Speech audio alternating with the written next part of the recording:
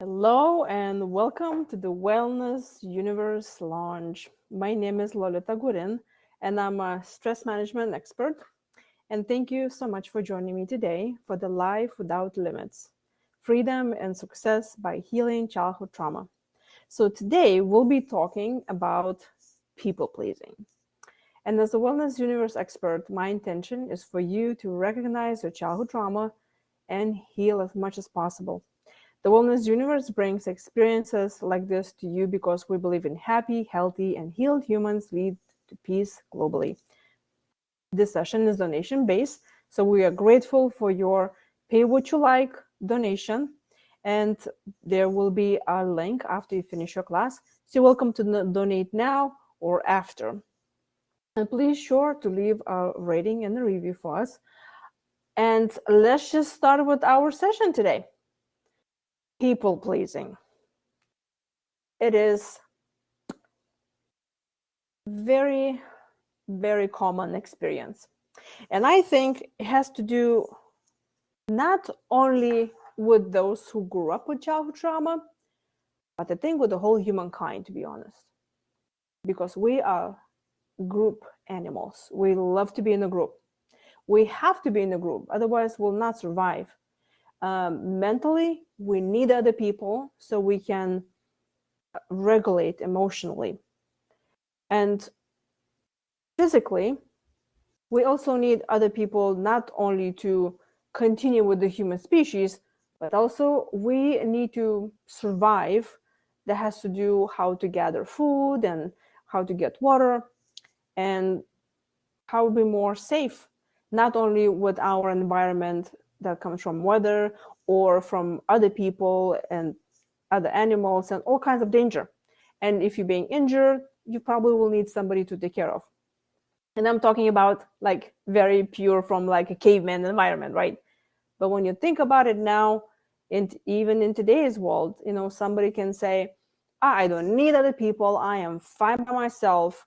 But then they go to the store and they buy food. Obviously that food arrives to the table somehow. Somebody delivered that food to the store. We also need all kinds of group involvement that has to do with the healthcare, being protected from other countries and all of that. So we really need to be belonging to a group. And I liked this explanation that I heard once. They said that the families and the tribes, your group, your team, your tribe was really born out of starvation. Because if you will be just gathering food as you go, you'll be fine. But then when there's not enough of food, then you had to kind of work with others and say, hey, this is my family, this is my kids, I'm going to feed my kids first, I don't care about your kids. So then the villages or different groups, then of course they have to protect themselves. So this really goes back to our whatever times when we were just starting into separate into groups. But overall, survival is super important to us. So naturally, we have to please other people, because if we're not going to be pleasing other people, they will not like us. That means they will just, well, discard us. And especially if you grew up with a dysfunctional family, when it's not necessarily that you had an addict in the family, but anyone who was not emotionally available for you and they were not giving what you needed, that has to do with not only affection, physical touch, but emotional validation or just being seen.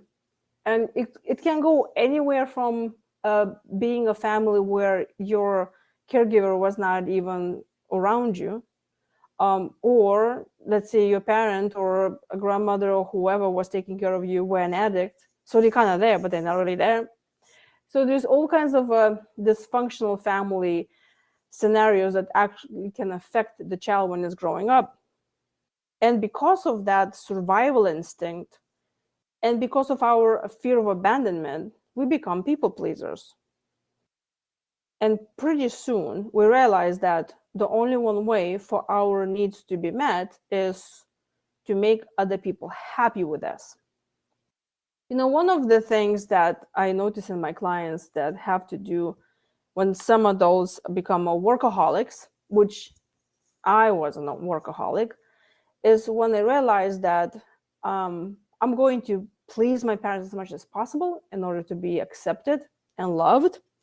And I realized that, when there's a part of me that they don't like and they don't love me for who I truly am, I'm going to be pleasing them so much by becoming useful to them. So then they will love me. Then they will not abandon me. So I pretty much was pleasing all the time. And I grew up in an environment where every day I had no idea what's going to happen. You probably can relate. So, question now. If you like, you're welcome to answer in the comments below and tell me, how big of a people pleaser are you? From 1 to 10. I would say I used to be 9. Sometimes I will say no, but rarely. I always would agree with everyone. I always wanted to make sure everybody's happy. I always make sure I'm going to do what they asking me to do because I was afraid to be abandoned. So give you a second to think about how, just evaluate yourself and think, well, how bad of a people pleaser were you? Or are you still? From 1 to 10.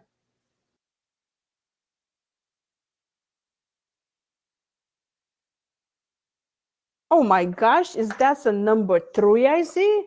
Oh my goodness, you are 3. Oh my, that's awesome. So you're not very bad at people pleaser, are you? That is wonderful. Were you before? And how did that change now? Was there something specific that you did to help you to be not people pleaser? Would you like to share?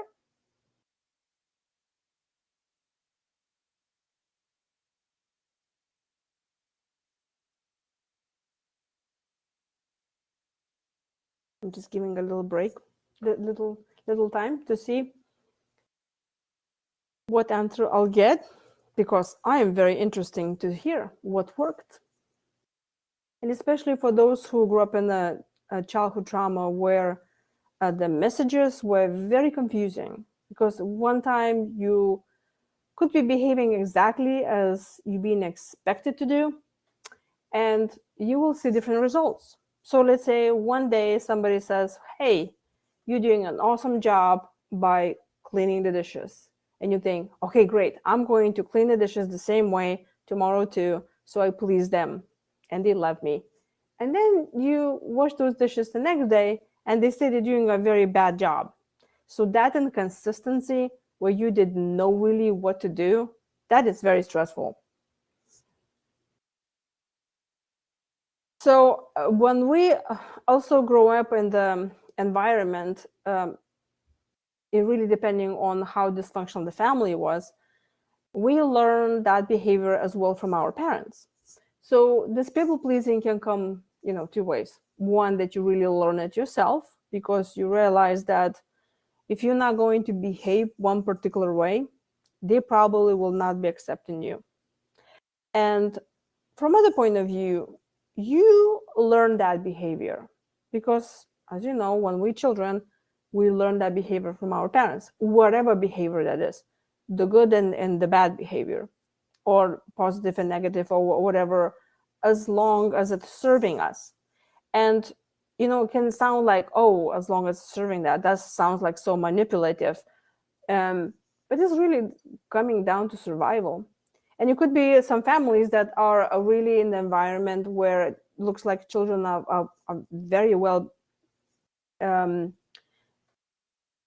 accommodated. That has to do with anything that they want, but they still people please because that's the society norm of always being very nice.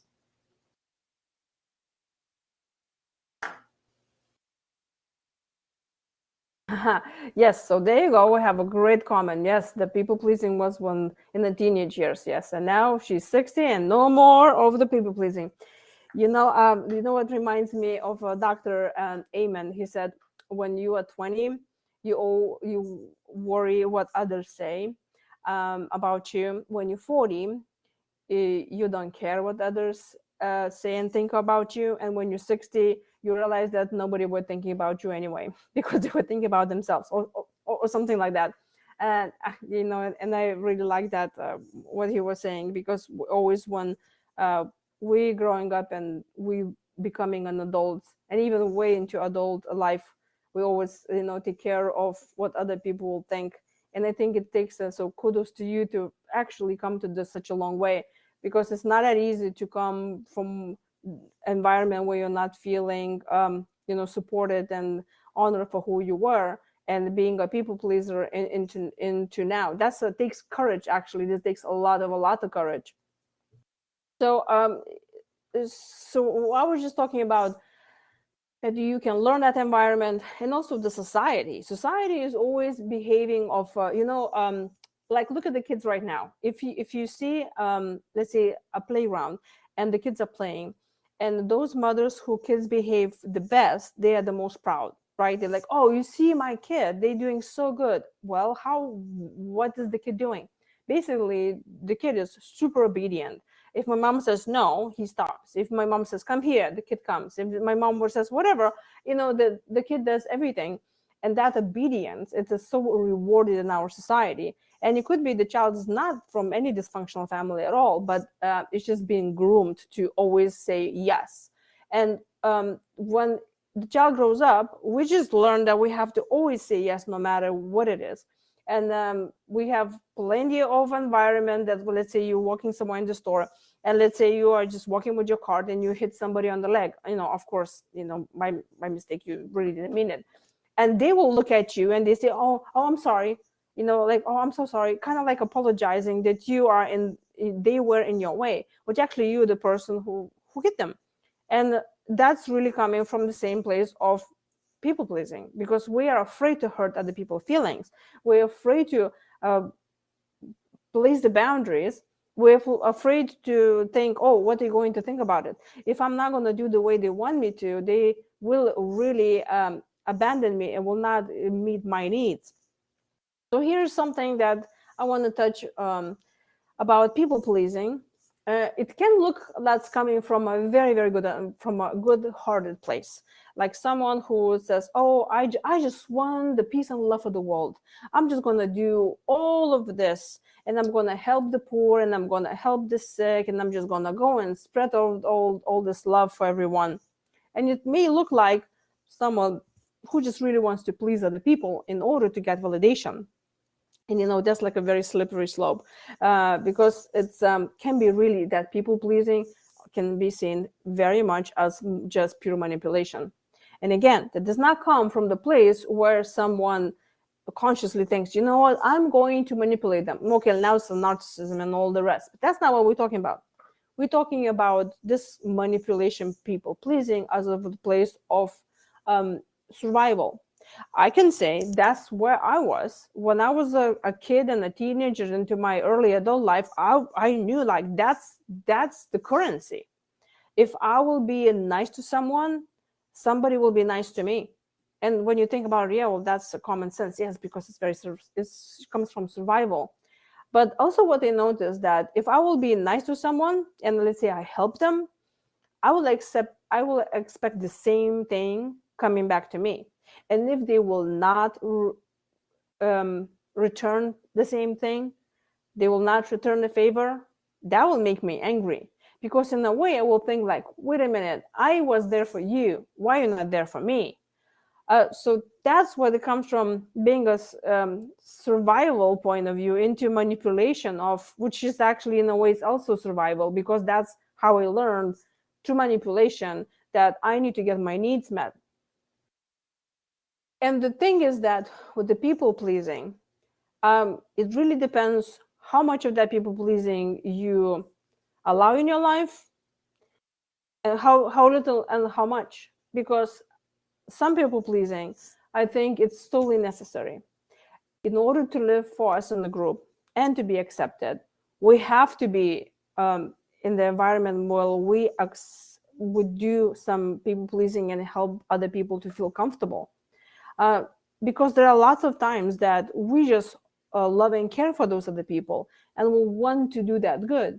But there are sometimes that some situations don't even matter to us if someone will make a decision one way or the other, and we just want to support them and be there for them because it really doesn't matter to us, but we will do that again out of care. People pleasing can become an issue in adult life if it is way too much of people pleasing. So let's say you are in a relationship or friendship or intimate relationship or whatever, anything that ends with ship. There is, when someone is constantly people pleasing the other person, they're really not displaying themselves. So all of this, what they're doing, it's already kind of in a way is like a lie, because if it comes from this place of I'm going to do whatever you want me to do, they're not really displaying their true self. And when somebody grew up in a dysfunctional family, they were not allowed to display who they are, because if they will behave a little bit differently than being expected, they will not be validated. They will be probably scolded and even punished. And I remember comments that my mom would say that I was a very angry child. And I remember when she told me that when I was like 5 or 6 years old, like an angry toddler, let's say. And I remember when she told me that I was a teenager, and I thought to myself, "Wow, this is a very big um, negative comment from my mother. That's a very super big criticism." And I remember making myself a mental note of telling myself, I never need to display any anger, because if I'll display it, then she will not like it. If she doesn't like it, then, well, she doesn't love me. And so when we grow up in the adult life, the sad part about this is that when we do not display the true part of ourselves to other people, and we just do whatever they want us to do, uh, what happens is when somebody tells us, "Oh, I love you very much," you really don't take that seriously, because you think, how can you even love me if you don't even know me? And there are some parts of us that we even hide from ourselves. Because if somebody told you when you were a child that, "Oh, I don't like how you sing," now you made a mental note to yourself, never sing again, don't open your mouth, and you feel that that part of you who loves to sing is embarrassing to yourself. So it's like, oh, no, no, no, I will never open my mouth because people do not agree with that. I'm not pleasing them. And then on the other side, if let's say um, you even don't have a voice, let's say, and you sing terribly, but let's say your grandmother said, "Hey, listen, you really, I love how you sing," and then you just continue singing, well, because, well, somebody approved of that, and then you just can carry on even if you don't like it. And so I have a question now. um Expectations, when you were growing up, were you expected to behave some particular way, and were you behaving the way they asked you to, or you actually had enough courage to behave the way you wanted to and you got punished for that? So basically the question is how much of yourself you were able to display, of your true self, when you were growing up. You're welcome to leave a comment. And for those who are listening to the replay, just think about it. How much of that displaying of your true self were you able to show to other people? Because if you were not allowed to show your true self when you were growing up, you probably grew up in the environment into adulthood that you thought, well, I'm probably going to behave the way that people want me to. So you'll be pleasing them, meaning being somebody else.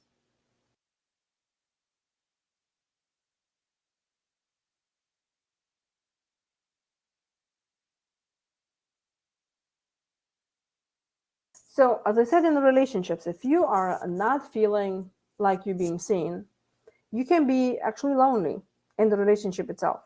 You could be lonely in the mass of people, even though if you are trying to do whatever they want you to do, even if you're doing everything they tell you to do, you may feel lonely because they don't know you. You have no permission to actually do what you want to do. You have no permission to display your true self. So how are you going to be feeling like you're appreciated and accepted? You will not. So when you're in the relationship, also, it's not only that loneliness come, but also it is a big conflict that can happen. Because if you constantly please the other person and you don't have the boundaries and you don't tell them what you really like and you do not display what you want and the behavior, then it can be a conflict because the other person can see that, oh, well, you're never being honest with me. Or you may have a tendency of really get into relationship with the narcissist and you just become a codependent because your main thing to survive is to please the other person. And let me check the comment. Yep, there you go. Yes, the answer is I was too scared to show to myself. Yes, because we were not really, we were not being able to show ourselves. And also that comes very differently between siblings as well. I remember I had clients that they would say that, oh, I always felt like my parents loved my sister more or my brother more. Um, and there are plenty of households that you can hear the same story um, very differently. You can have two children growing up in the same environment, and one will say that they had amazing childhood because they been loved and appreciated by their parents, and you can have another sibling saying that, oh no, like they were not. Even the same events can look very differently from a different point of view from a different person. And I think it's extremely painful when one sibling can see that the other person, that the other sibling is more appreciated by their parents. Or also where the people pleasing really, or the parent pleasing or the caregiver pleasing really doesn't pay in the same, with the same coin. You know, one child can be doing the same dishes and another child may not do dishes at all. But the second child, even if they're not doing dishes, they're still being loved and appreciated of who they are. And then that creates a conflict between the siblings because no matter how much one can try to please other parent, this is still not happening, no matter what they do. And obviously that's unfortunate. So I want to ask you, for those who grew up with a sibling, or did you think that your sibling was more appreciated and loved and more accepted than you were if you grew up with siblings? Like I grew up, I was the only one child, so I really cannot compare myself to other families. That was always me, and obviously I feel like I wish I could have a brother or sister because then I can talk to them and feel not so alone. But like everything in life, we think that it will be better if we had that, but who knows what would have happened, right? So if, that conflict and the going back to the how that impacts in the relationships is it can create a conflict if you're constantly pleasing somebody else, and that could be so imbalanced that can create even the breaking of the relationship. If one person is constantly pleasing the other person and they're afraid to say no, even if to say no or talk back or saying that, no, you're hurting me and that is not okay. And you still say, yeah, that's okay no matter how much they're hurting me. This not just can ruin relationship, but somebody's health, mental health, even physical health. And in that people pleasing and the fear of abandonment really tragically even comes to environments where, let's say, a woman that's living with someone who is constantly beating her physically and abusing her and abusing the kids, and they still stay there because they want to please that person so they will not be abandoned. um, it is a horrible statistic that I read that there are a lot of women who leave the abusive relationships later on being caught by the same men who later on hurt them more. And we will please other people no matter how much that hurt us because we think being abandoned is the worst case that can happen because we're afraid to die, obviously. So if someone, and right now, whoever listening, if you are in a relationship that you feel like you're being invalidated and you're not happy and you're not supported, but you still know that is somehow serving you, it is because of that. You will do anything for them because you are afraid to be abandoned. And because it is serving, that's your survival mechanism. I really cannot say, well, that is just a very crazy idea for you to stay there. Of course, if you're in a relationship that you're being abused physically and mentally, it's a great idea to leave. But just evaluate your relationships right now, also with your friends, the same. So here's the exercise. Just take time, and even you can welcome to write it down, the whole list of people that are in your immediate environment.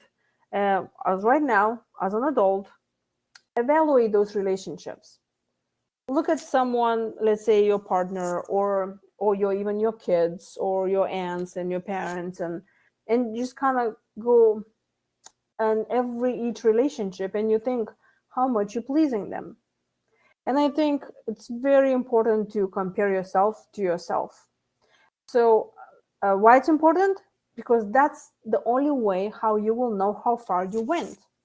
And they say don't compare other people, don't compare yourself to other people. I agree with that, but because you need to compare yourself to yourself. So as already see, like we had a comment done that in the teenage years was lots of people pleasing and now no more. That's a great starting point in now seeing how far you went. So think about all of your relationships and identify those relationships that you're already not pleasing them too much. You already have enough courage to do, to stand your ground, to honor yourself, to show your true self. And you tell them, I'm not going to go past this because that doesn't serve me anymore, or they're hurting me, or whatever, and stopping that people pleasing. And also look at those other relationships in your life that you are still pleasing them. And then ask yourself a question: why are you still pleasing them? I'm sure there is always a reason.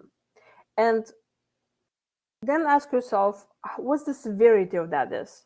Are you just a little bit pleasing because someone is, let's say your parent, like, well, they old, I'm going to please them now, even though I know I cannot go to see them tomorrow. I have something else to do, but I'm still going to go there because, I want to please them. They old, I need to help them. And, there are always reasons why we do that.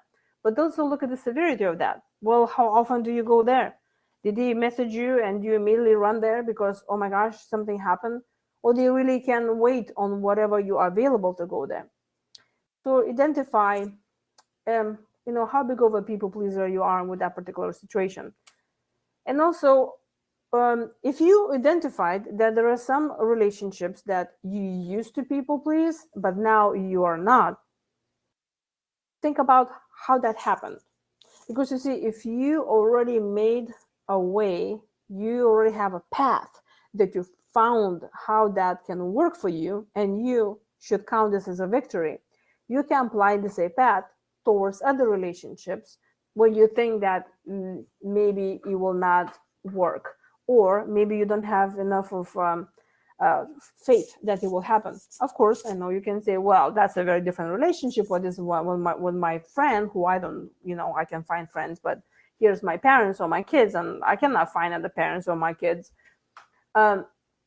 But also because of the immediate family, we're so afraid to say what we mean and draw the boundaries and appreciate ourselves and honor our needs, and keep on jumping every time when they tell us to jump.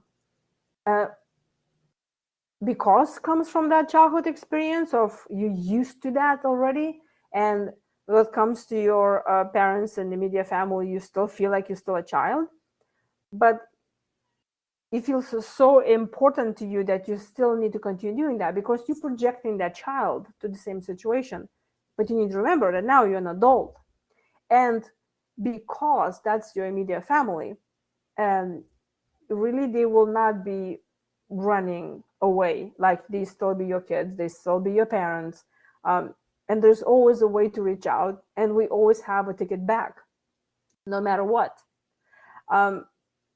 And so I think that's quite a situation when we think, oh, we're afraid to show our true self, we have to please them. But at the same time, if we start implementing the boundaries, they will, we will not get punished that much. or meaning we will always have more chances to rebuild the relationship, because you really cannot get rid of your kids and your parents. Although you can, if you want to, you can stop contact with them whatsoever. And there are some people that can harm you emotionally or physically or financially or whatever, that it probably would be a good idea for you to stay away from them.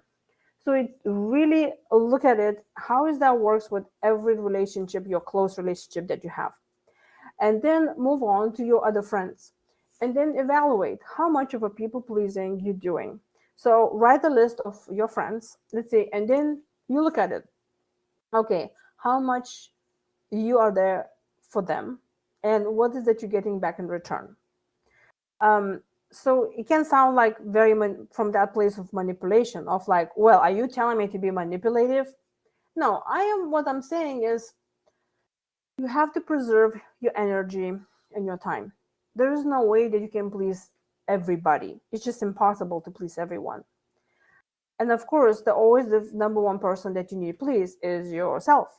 But I had constantly clients who tell me they don't have time for this. They don't have time for themselves at all. Well, because they're constantly running on somebody else's schedule. Somebody else tells them to do something, and because they're afraid to say no, because they're afraid to set those boundaries, because they feel abandoned, they will do whatever for the people. So identify who are your true friends. Identify, is it really worth your time and your energy? And then let's say you find the areas or friendships that, or also relationships with your immediate family, that maybe can have some more improvement. And um, all it takes is really the practice. You need to start doing little small things that can help you to start people pleasing them. For example, like let's say somebody calls you and you really don't have time to talk to them right now. But instead of picking up the phone and immediately talking to them, just let it ring and like, okay, I'm gonna call them when I have time. The same that has to do with the messaging back. Or somebody says you need to come right now. Just tell them I'll come next day if it's not an emergency. It is very important to realize what is the difference between someone's need and want. The needs are those things as somebody is in danger, somebody needs food, water, shelter. Those are our needs. We need that or we'll like seriously die. The other things are really just wants. Somebody wants your time and attention and affection. Somebody wants that you pay, please them somehow by providing something for them. And know that just because, let's say, your parent or a friend or whoever um, asked you to deliver something to them, it doesn't really need to be right now. And that is a great way to go back to the episode that we already did about how to set boundaries. And we will talk for the whole hour about how to set boundaries on that. And then you start small. You just start small, and then you build your trust. You build the trust towards yourself, and other people will trust you more as well. And they will respect you more. And then you will realize that you have more time and more energy to take care of those that you love, because you stopped people pleasing other people that much. So relationships can get stronger because of that. Obviously, some relationship will fall apart, because if there is a narcissist who constantly needs your attention and validation and feeling like they're the special ones, and they basically just feed off of your energy because you're just always there for them, that could invoke a very big conflict. And that's why it takes courage to stop people pleasing, because then we know that we need to really pay attention to what's happening around us. And since we came from dysfunctional families, we are very sensitive about things that are happening around us. We can be very hyper vigilant to any change in our environment, because we know that things can change so fast and that we may not handle it.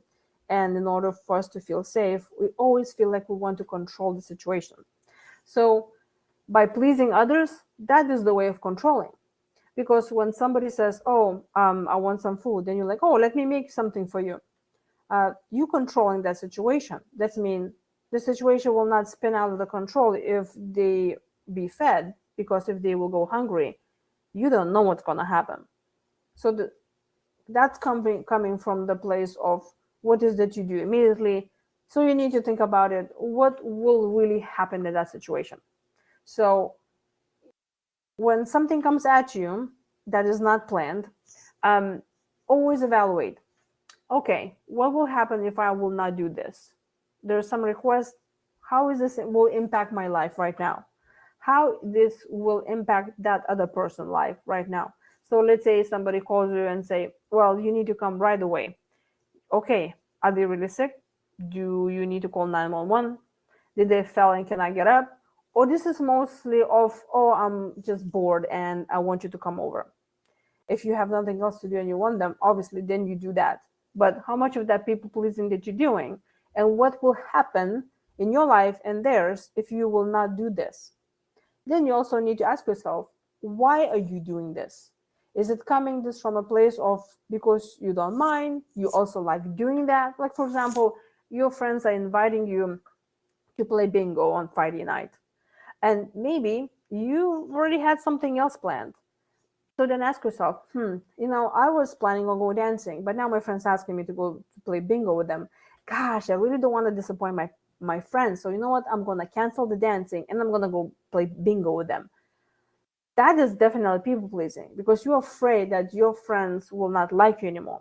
So what is that you do? You really ask yourself, am I really going there to play bingo because I don't want to please them? Or am I going to play bingo because I love playing bingo myself?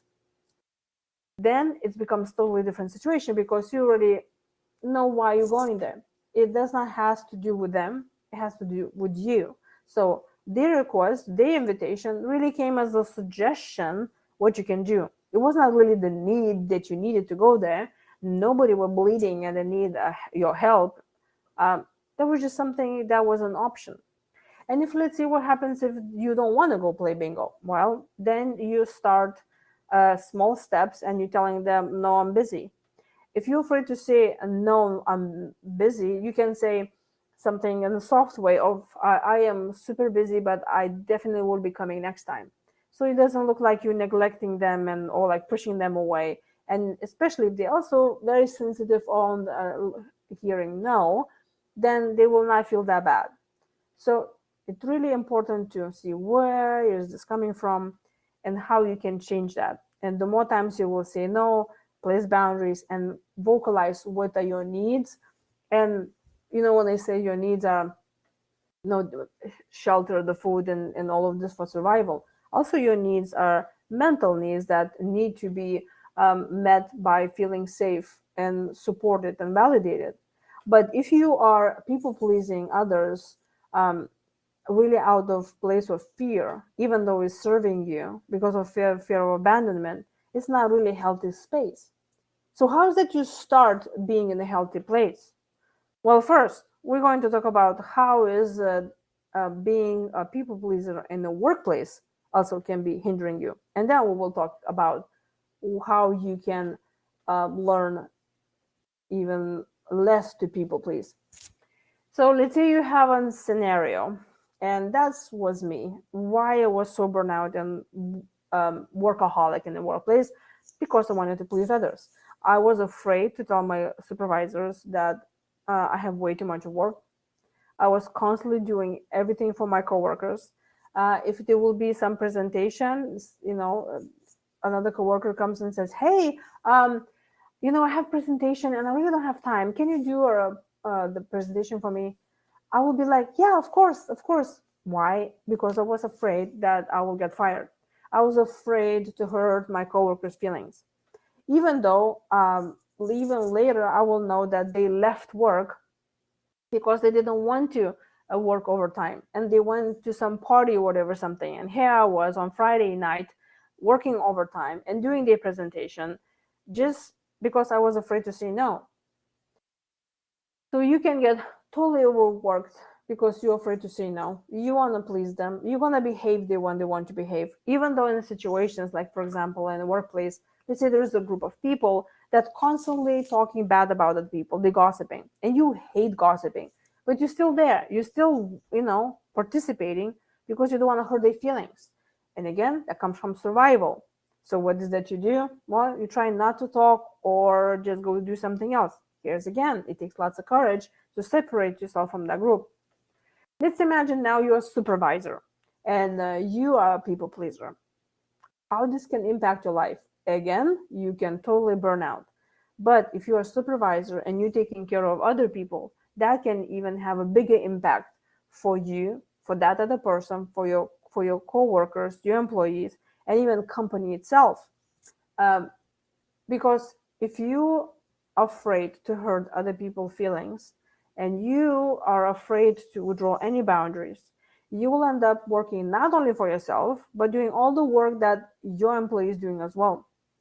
And I had a client who was a supervisor, and he had a group of people that they were not doing a good job.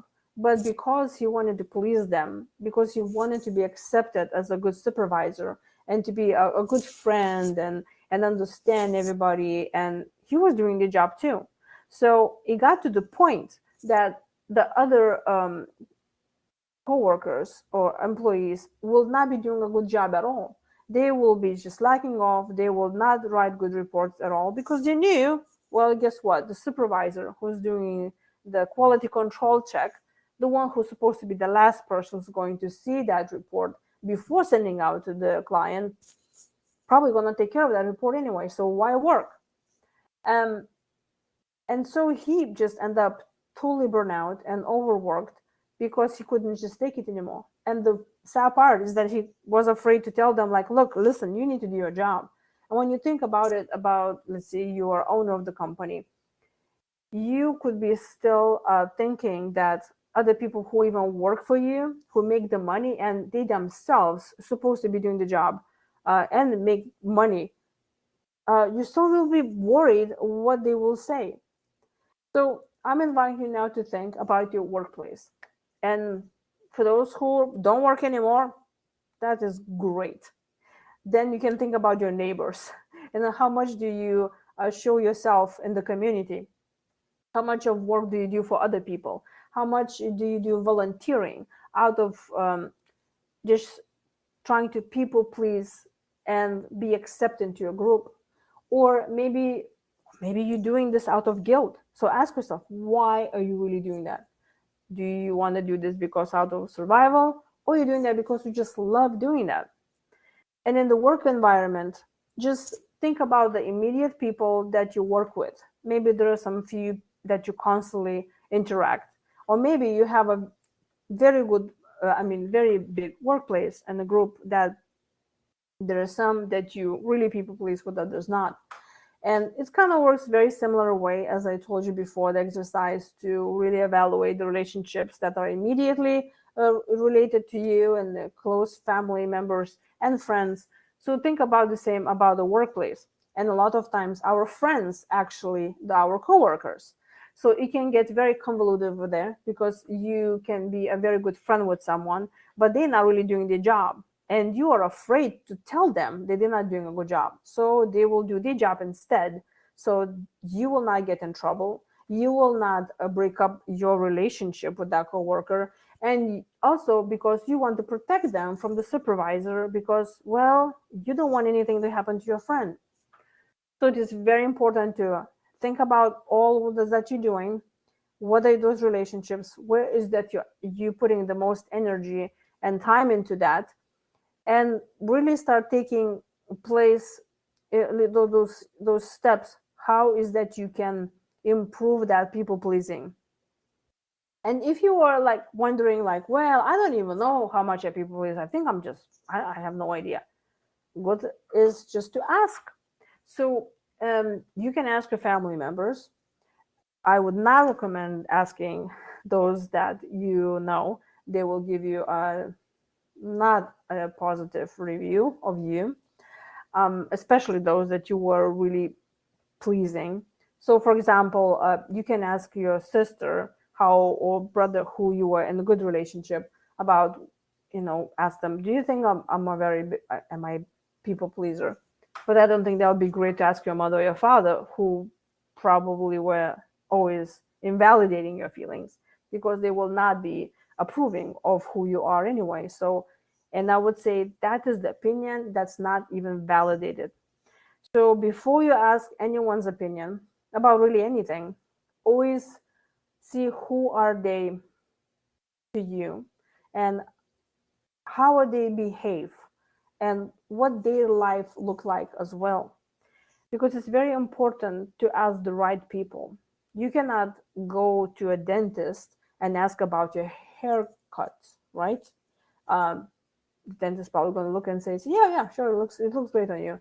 But if you have a friend who's actually a hairstylist, they can say, I think somebody did a bad job for you, they didn't really cut it the right way or whatever.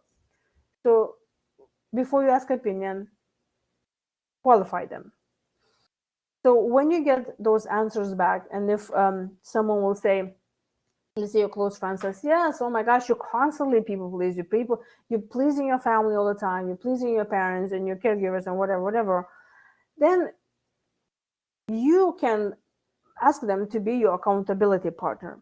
So the next time when you have a situation when you start people pleasing, and it could be something simple. For example, you went with your friend to a restaurant, and let's say the not cashier, but the waiter brought you a water with ice instead of you bringing your mineral water in the bottle.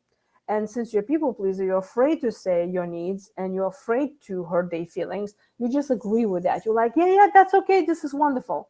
And then the next time they come around, they're like, if everything is okay, or maybe the food, they didn't deliver the food that you ordered or something. And you're like, no, no, everything is great, although you're not really happy.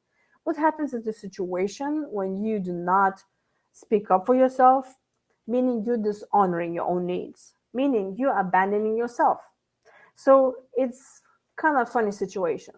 So because you are afraid to be abandoned, you will please other person, even though you're abandoning yourself. So you're doing more harm by abandoning yourself and not saying what you want and setting the boundaries. And many times could be just a plain, simple preference. Let's say somebody's serving ice cream and they say, we have ice cream. Do you want vanilla or you want chocolate? If you if somebody asks you that and your first reaction, I mean the first answer to your mind comes to whatever you want to give it to me, whatever you like. No, no, no, it's not like they need to decide for you. This is your chance to make a decision. And do not think that, oh, if I'm going to choose chocolate, I'm going to offend them or they want to hurt their feelings. Don't ask other people to choose for you. Always choose yourself. So if, let's say, you're somewhere in at your friends and they ask you want vanilla or chocolate, you just say, yeah, I love chocolate. Make that choice. If somebody says, oh, I really don't like this, but I like the other person, whatever they like, you can change up. You can make different arrangements. How you can really honor yourself and your feelings, and you can validate. Because for other people, a lot of things that we do is really doesn't matter for them. So start with small steps. But the first number one thing that you really, really need to do is you need to accept yourself. And the number one person that you need to please is you. Yes, I said it. Sounds super selfish. But if you will not please yourself, who else will be there? And of course, you can say, well, I have family members, my kids, my spouse, whatever, they're pleasing me and I do everything.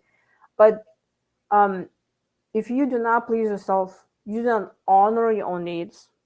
If you are abandoning yourself because you're pleasing others, it's harming you a lot because you do not trust yourself and you growing resentment towards yourself. So let's say you are in a situation when somebody wants something and you constantly please them. You will grow a resentment towards them too. And that will hinder the relationship, no matter what kind of relationship, workplace or friend or neighbor, whatever. So then start honoring yourself and showing what you truly are. If you grew up in a dysfunctional family, you definitely will have a problem and difficulty of even giving yourself permission to acknowledge that you're someone worthy enough for whatever you want to.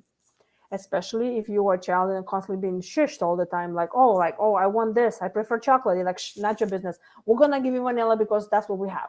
Or how dare you to want chocolate? Children starving in Africa. How dare you to ask for more food, or whatever that is. Now you're an adult, so you always pay attention. What are your preferences?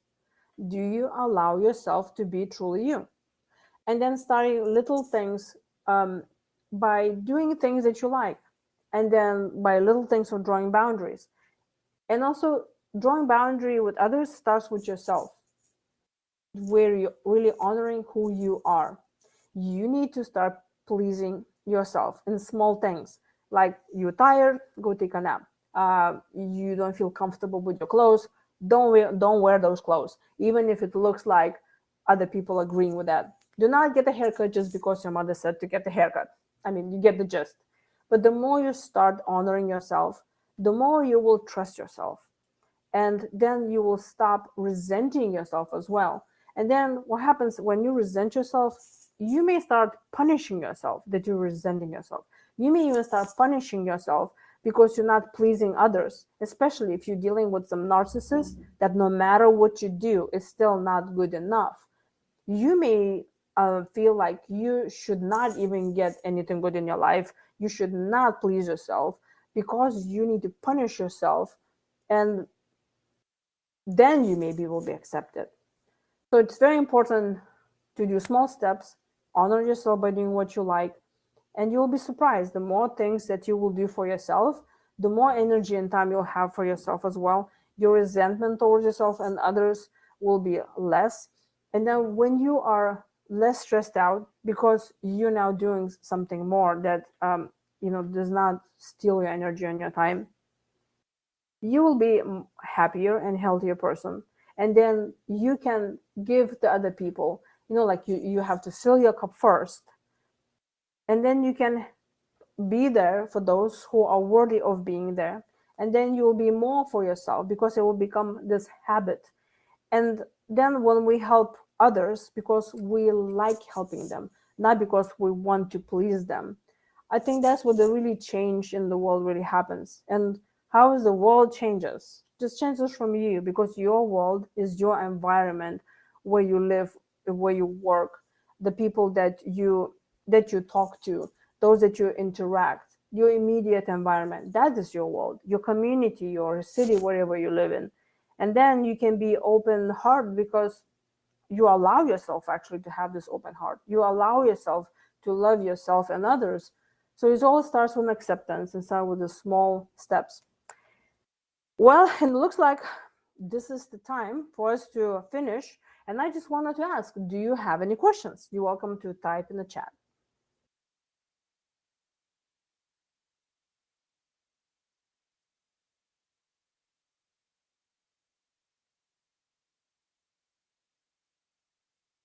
Okay. Well, thank you so much for participating live. It sounds like maybe a lot of things was a repetition, but I think the biggest work is to really work with yourself and question yourself. And then take little steps until it becomes big steps, and then you can compare yourself how far you already went. So thank you very much. Leave a review and please donate right now after the class or later on. And please tell your friends about this class. And we have other classes already recorded and they're all coming up. It's always once a month. And you're welcome to join my Facebook group that's called Stress Management for Adult Children of Addicts if you are not a member yet. And also my book is available on Amazon, Stress Management for Adult Children of Alcoholics. And this book is not necessarily only for the alcoholics, but also for all of those that grew up in a dysfunctional family, because really that dysfunction where you were not loved or validated or appreciated really kind of can run from being with a parent who was not emotionally available to you too, even if they were not addicts. And if you are interested in coaching, you're welcome to go to beamazingyou.com and book a session with me. And I also have online membership.